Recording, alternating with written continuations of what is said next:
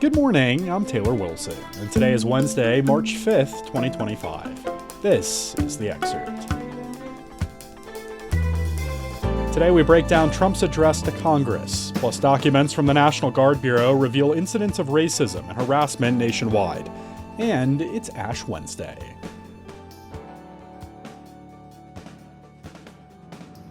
President Donald Trump did not hold back during his speech to a joint session of Congress last night. 6 weeks ago, I stood beneath the dome of this Capitol and proclaimed the dawn of the golden age of America. From that moment on, it has been nothing but swift and unrelenting action to usher in the greatest and most successful era in the history of our country. We have accomplished more in 43 days than most administrations accomplished in 4 years or 8 years, and we are just getting started. I spoke with USA Today Washington Bureau Chief Susan Page for more. Hey there, Susan.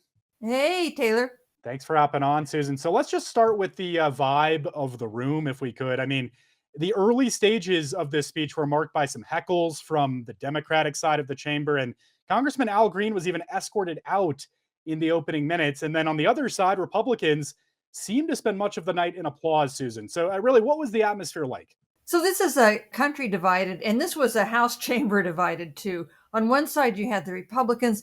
Over and over again, they stood up and gave President Trump standing ovation after standing ovation. On the other side, most of the Democrats sat on their hands. You did have Al Green heckling. You had a few who walked out in mid-speech. Most of them sat there silently staring at Trump. And at one point, he mocked them for doing that. Well, we knew Trump was planning to kind of lean in on what he views as his biggest accomplishments on the night. What were the actions his administration took these first 6 weeks, Susan, that Trump really leaned in on in this speech?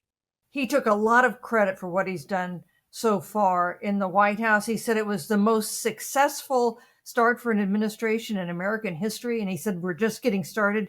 He defended every position he has taken. He expressed doubt about none of them, even on the issue of tariffs. He imposed these big tariffs earlier on Tuesday.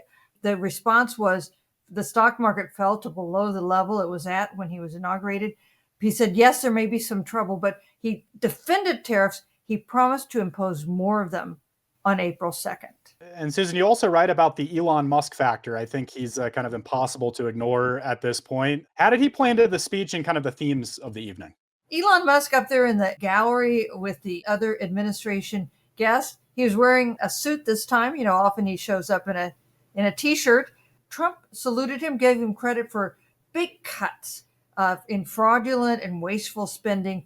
Musk gave him a salute back. So we saw Trump expressing no doubt at all that this was the right way to go, even though there has been some blowback from all the federal workers who have lost their jobs in the first 43 days of this administration. Well, this was, of course, an address to Congress, and we're talking about a president with his party's control in both chambers, Susan. Did he give any marching orders to lawmakers on the night? He told Republicans in Congress that he wants his tax bill passed. That was the biggest legislative item that he mentioned. And in fact, you know, most states of the union, which is what this effectively was, are laundry lists of legislation that a president wants. This was less that. This was more praise for the executive action he's taken and a reminder to Congress that he wants them to pass a big tax cut. Well, we talked a little bit about the Democratic side of the coin, Susan, but I just want to focus on them for a second. How did they approach the night? Did we hear anything in their rebuttal afterwards that caught your ear? And was there any kind of peace offering from Trump, or was it all just pretty toxic? One of the remarkable things about this long speech is that there was basically no outreach to Democrats. There was instead an acknowledgement that they were divided and that they would never be on the same side. And that's going to be tough for Trump down the road, tough for Speaker Mike Johnson, because the Republican margin in the House is so narrow that they could really use some Democratic votes. But we saw no effort on Trump's part to cultivate that, not in this speech anyway. So we know Trump focused a lot on the last few weeks, Susan. Did he map any route forward for the coming weeks and months? He talked about tariffs. He repeated his determination to take over Greenland and to get control of the Panama Canal. So this was Trump in his purest form. All right. Susan Page is USA Today's Washington bureau chief. Thank you, Susan. Thank you, Taylor. House Republicans are being instructed to stop conducting in-person town halls as lawmakers face angry crowds complaining about cuts implemented under President Donald Trump's efforts to overhaul the federal government. After a closed-door meeting near the Capitol yesterday, House Speaker Mike Johnson told reporters that the people who have filled up recent town hall meetings across the country are professional protesters. Trump has similarly said the attendees are paid troublemakers. Liberal groups have promoted congressional town halls, but there is no evidence that attendees are being paid. House lawmakers were home in their districts last week, and many held town halls, a common way for members to hear from the public. Several of those town halls went viral as residents went after lawmakers over recent federal cuts. Department of Government Efficiency efforts led by Elon Musk have fired around 100,000 federal employees over Trump's first 6 weeks in office and stripped down federal agencies.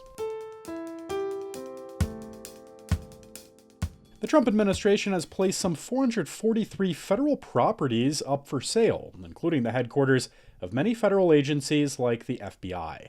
The announcement was made hours before Trump's first address to Congress last night. Many of the buildings selected are on the National Register of Historic Places or have recently undergone massive renovations.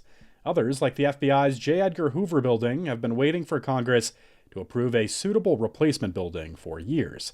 A statement from the General Services Administration, which manages the federal government's real estate portfolio, estimated the sale of the properties could potentially save the government more than $430 million in annual operating costs. The news comes as hundreds of thousands of federal employees have been ordered by the new administration to return to working in the office full-time. Newly revealed documents from the National Guard Bureau reveal incidents of racism and harassment across the country. I spoke with USA Today investigative reporter Nick Penzenstadler for more on this exclusive story. Nick, thank you so much for hopping on this. Sure, happy to be here. So, Nick, just starting here, how many incidents did you find, and how did USA Today get access to this information? So this started back with a 2015 incident that drew attention from our staff that covers the Pentagon and Tom Vandenbroek, where a black sergeant in the National Guard was punished by putting a chain around his neck in front of his other troops. So Tom and others wanted to know, how many of these cases are there out there where there's serious allegations of discrimination at the National Guard. We filed a Freedom of Information Act request way back in 2021. We waited, had to appeal, file a federal lawsuit, and now 4 years later, they have handed us these hundreds of pages of discrimination complaints spanning 7 years. So there are these 34 or 35 complaints that reach this top level of review at the National Guard. All right, so let's talk through some of these incidents. You wrote about this gay soldier in Idaho and his commander there, Nick. What happened there? What can you tell us about this incident? Yeah, this is an interesting case because it's a little bit of a twist on this scenario. So in this case, this young soldier looks up his new commander, Major Worley in Idaho, and realizes that he's already run for some local political offices. And he starts to go through his social media and realizes he's anti-LGBT and has said some, eyebrow-raising things about the LGBT community. He files an employment complaint. Major Worley decides not to respond to that. It kind of spirals from there. But eventually, Major Worley is removed from command and given this reprimand over this allegation and for not responding and not taking it seriously. So now he's suing the state, saying he was unfairly removed. But it's an example of how seriously these can spiral and how seriously the military takes them when someone files a complaint. And your reporting here, Nick, found cases of sexual harassment as well. What happened in Kentucky in the Air National Guard there? Yeah, this is the 123rd Medical Group in Louisville, where, again, a young female PA there successfully argued that she was discriminated against and sexually harassed and denied her advancement within the organization because she declined a superior's sexual advances. So a serious case there where it took years before she received the redress she was seeking. And we also read about a separate story from Maryland, this Iraq War veteran.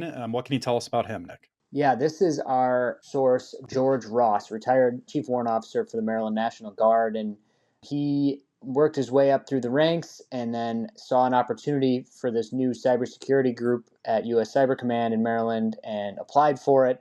And despite everyone around him, he was not promoted to that job. And he said, I ranked on these tests higher and I should have been promoted, and he was passed over. And he alleged it was because of his race and successfully argued that to the Maryland National Guard and the National Guard Bureau.